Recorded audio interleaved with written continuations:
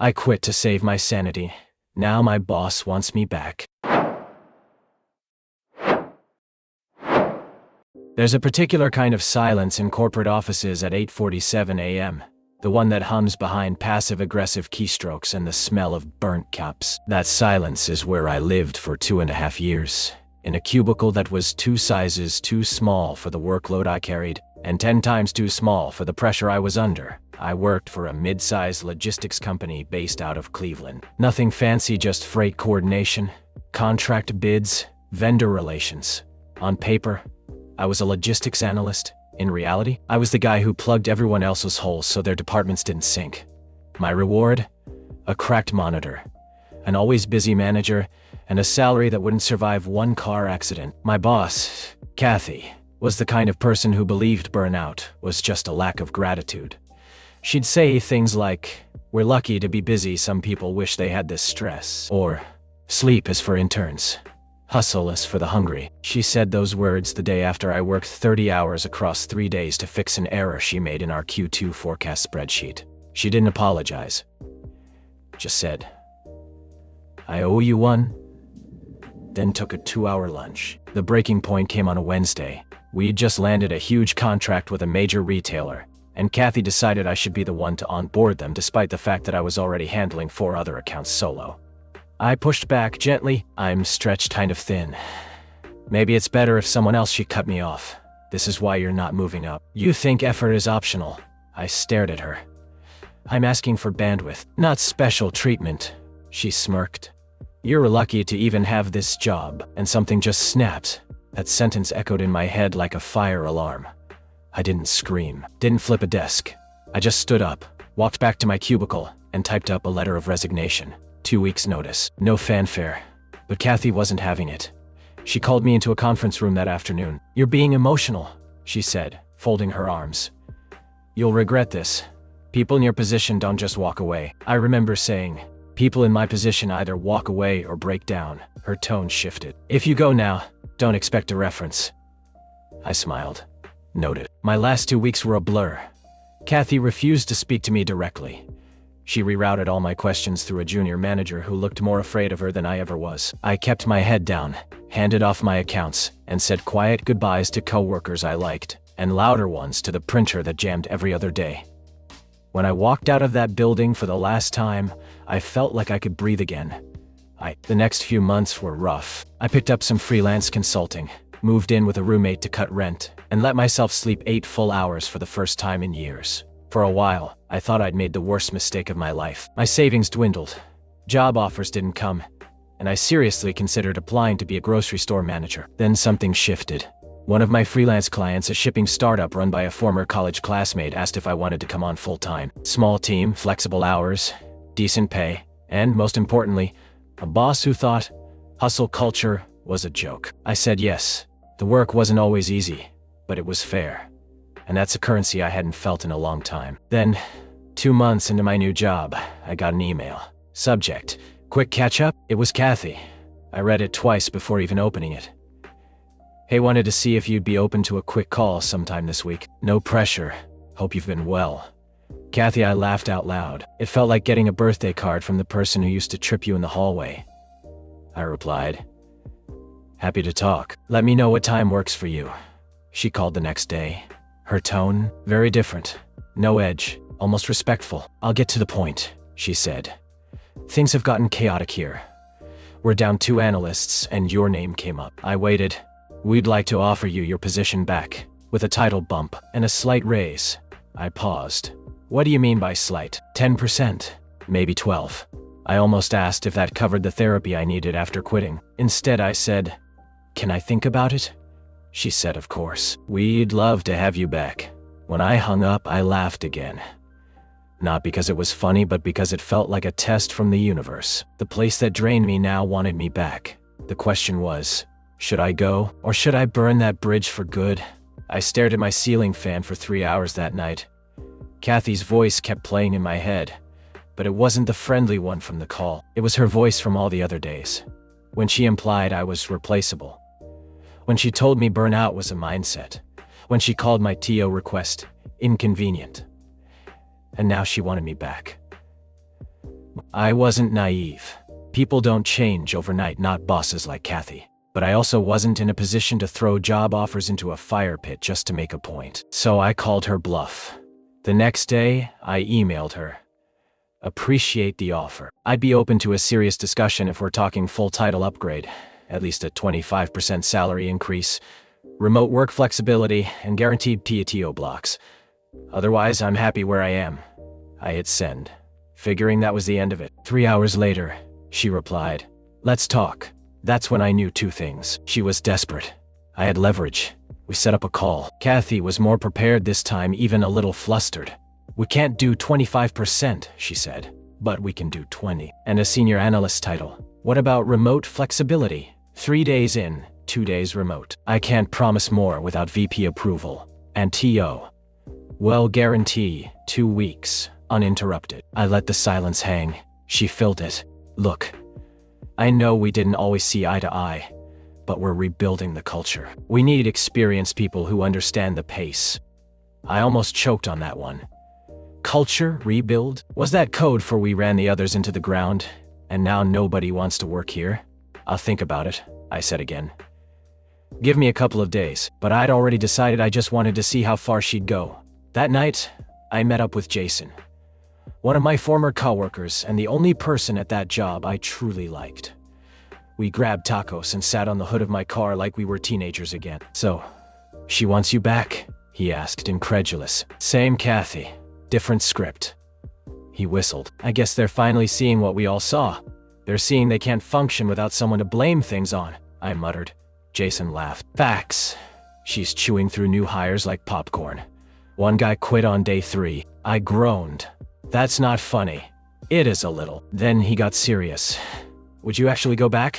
I thought about it. "If I do, it'll be on my terms. And if I smell even a whiff of that old toxicity, I'm gone. No guilt this time." Jason nodded. "Good. You deserve better, man. We all do."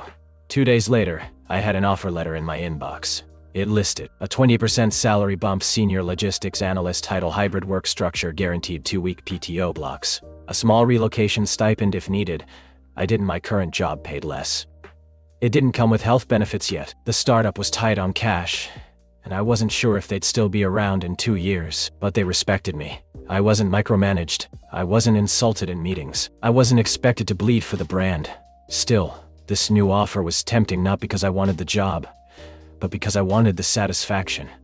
I wanted to walk into that office with a contract that screamed, "You underestimated me." But satisfaction is a short-term drug, and I'd spent too long detoxing from it. I declined the offer. Here's the email I sent Kathy. "Hi Kathy, thanks again for the generous offer. After careful thought, I've decided to continue on my current path. I appreciate the opportunity and wish you and the team the best moving forward." Mark, she didn't reply. Not even a best of luck. That was all the confirmation I needed. A week later, I got a LinkedIn message from a former intern who'd been promoted after I left. She wrote, "Hey Mark, just wanted to say I heard what happened and that you made the right call. They're scrambling without you, and no one's been able to fix the broken systems you held together. Hope your new gig treats you right. It wasn't a job offer. It wasn't a check, but it was better. The thing about saying no to power is that it doesn't always come with fireworks or applause. Sometimes it's just quiet, and in that quiet you start to hear things you used to ignore: your own boundaries, your own peace, your own worth." After declining Kathy's offer, I expected some fallout. A passive-aggressive message, maybe even a guilt trip, but I got nothing. Silence. At first it unnerved me, but then I realized I didn't owe her anything. I didn't owe her a thank you for giving me a job she weaponized against me. I didn't owe her a reunion tour so she could fix her staffing crisis.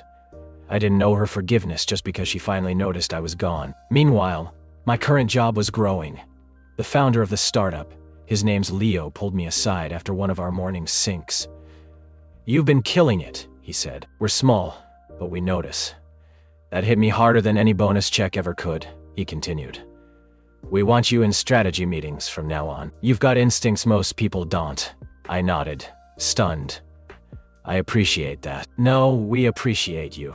Don't burn out. If you need time, take it. Just keep being real. I thought about how, at my old job, I had to earn basic respect through blood and spreadsheets. And now I was getting acknowledged just for being consistent, honest, and good at what I do. 2 weeks after I turned Kathy down, I saw a LinkedIn post from Sawyer, our former VP of operations. It read, "Excited to announce I'm joining a new firm in Chicago. Grateful for the years at my previous company and the incredible people I worked with." I couldn't help but laugh.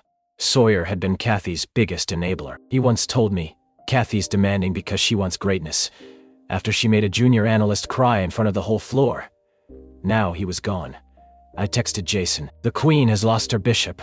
He texted back, "Long live the mess." Here's what happened next. With Sawyer out, Kathy's grip on the company started to loosen. A few former coworkers slid into my DMs with updates. "She's barely keeping it together. Half the team's interviewing elsewhere. They're trying to bring in contractors, but none of them stay." It was like watching a dam spring leaks in every direction. I won't lie, part of me felt vindicated. But a bigger part of me just felt free. I wasn't stuck in that system anymore. I wasn't waking up with stomach knots or staying late just to avoid eye rolls. I had chosen myself over survival. And somehow, I was still standing. Then came the kicker. I got a call from the new VP, someone Kathy had once said would never waste time on my level. Her name was Dana. Professional, calm, direct. Dawa. "Hey Mark, I know you spoke with Kathy a few weeks back. I won't waste your time. We're restructuring, and we're looking to bring in leadership from outside." Kathy's stepping down. I blinked. "Wait, she's what?" "She's transitioning into a consultant role," Dana said carefully. "Corporate speak for we're moving her out without a fight." Then she dropped the real bomb. "We'd like you to come in as Director of Workflow Strategy, not a lateral move. Full department oversight.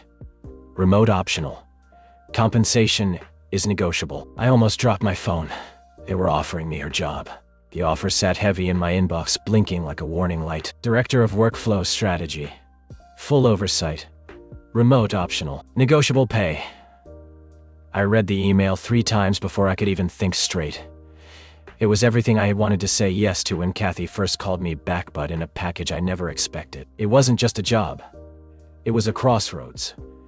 Could I really step into the shoes of the woman who made my life miserable? Could I lead the same team she once ruled with fear and micromanagement? And most importantly, was I ready to carry that weight without losing myself again? I slept on it. That night, I mulled over every argument. For it, this was a chance to change things from the inside, to fix what broke. I had experience and ideas nobody else had. The compensation and flexibility would finally let me breathe. Against it, the memories. The emotional scars. The toxic culture was entrenched. Could I really uproot it? The fear of becoming that boss everyone dreaded. The next morning, I called Marcus, my closest friend who'd heard the whole saga. "Dude, it's the offer of a lifetime," he said immediately. "But it's also a trap if you go in expecting a fairy tale." "I know," I admitted. "I'm scared." "Good," he said.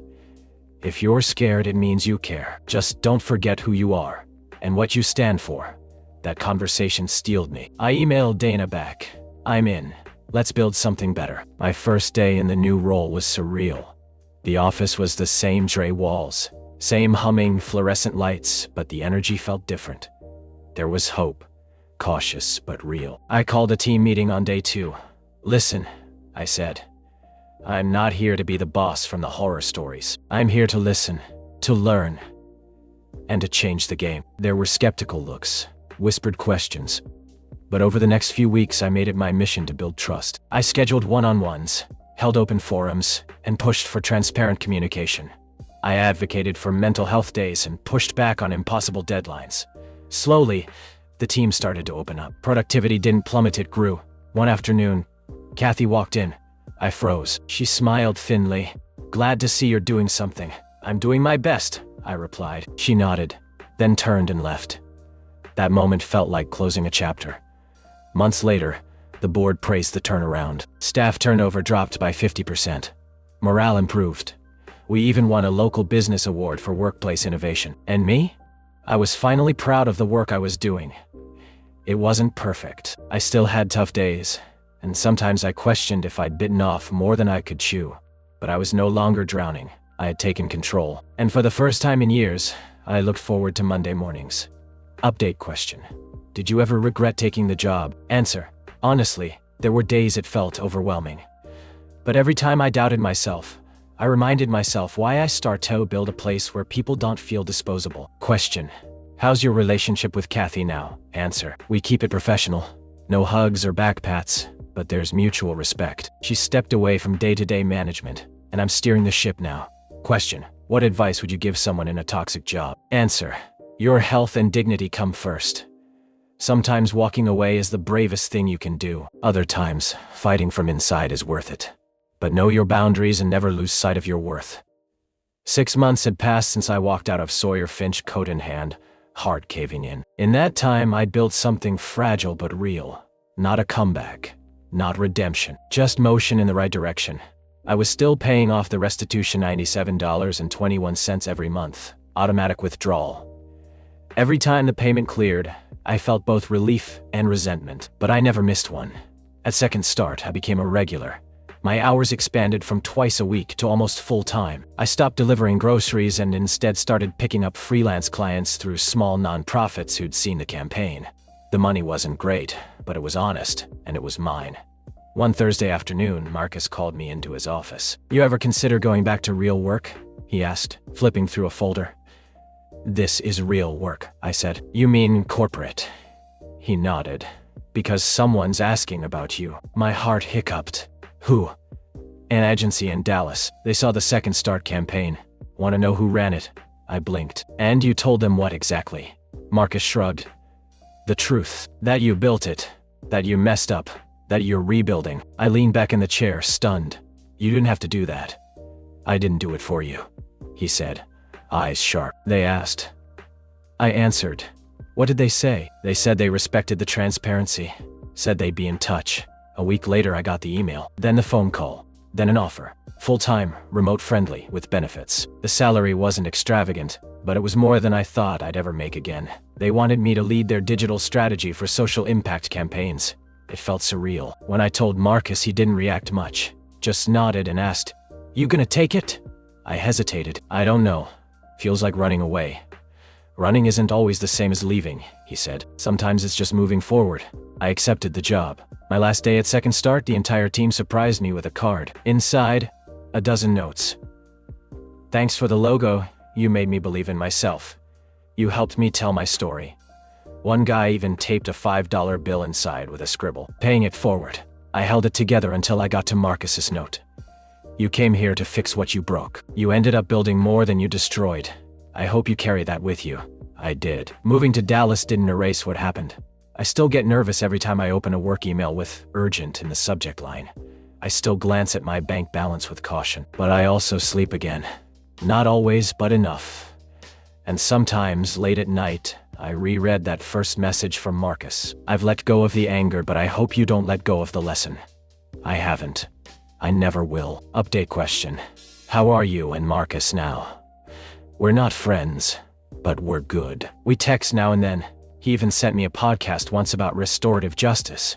Said it reminded him of us. I think we both know we'll never undo the past, but we don't live there anymore. Question: did Sawyer Finch drop the lawsuit entirely? No, I'm still paying it off monthly. But the reduced amount is manageable. And honestly, it keeps me grounded. I don't resent it anymore. It's just a reminder that actions have consequences, and that's okay. Question: do people at your new job know the full story? Only my manager. I told him up front during the final interview. He thanked me for the honesty, said it was the most impressive answer he'd ever heard to tell me about a time you failed. Funny how failure handled right becomes a resume. Question: any regrets? Hundreds, but fewer now than before. I can't undo the harm, but I can outgrow the version of myself who caused it. That's what I'm doing, one day at a time.